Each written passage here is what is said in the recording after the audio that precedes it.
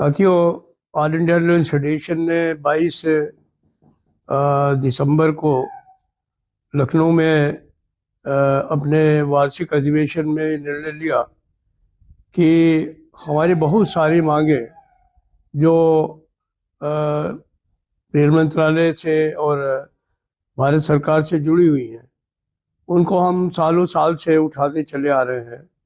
जैसे रेलवे में हमारे सामने रिस्क और हार्ड ड्यूटी अलाउंस देने का मामला है।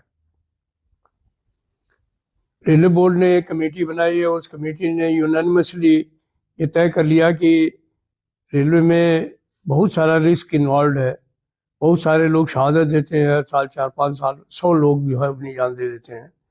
तो उनके इसके लिए हम जो है वो हमें रिस्क और हार्ड ड्यूटी अलाउंस मिलना चाहिए और ये बात तय भी होगी। लेकिन अफसोस है कि अभी तक उसको जो है वो एक्सपेंडिचर मंत्रालय के खाते में डाला हुआ है और अभी तक नहीं फैसला हुआ कुछ।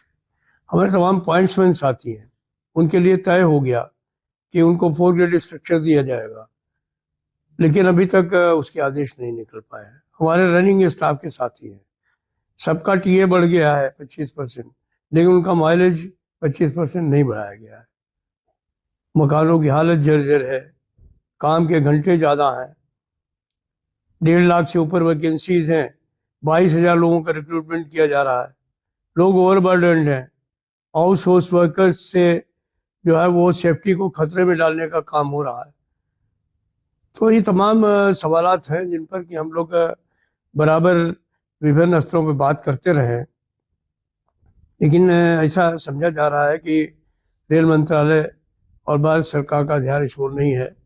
तो मजबूर होकर के हम लोगों ने फैसला लिया कि 2 फरवरी को हम लोग सारे देश में शाखा स्तर पर इस नीति का विरोध करेंगे, सरकार रेल मंत्रालय का जो एक ढुलमुल नीति है और जो कर्मचारी जान दे करके भी अपनी गाड़ियों को चलाने का काम कर रहे हैं, देश के विकास में भागीदारी कर रहे हैं, उनकी जो जायज मांगे हैं उनको मानने का काम नहीं हो रहा है।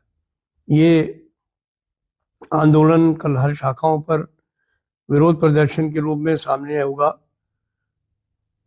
लेकिन ये यहीं पर रुकने वाला नहीं है। ये एक शुरुआत है।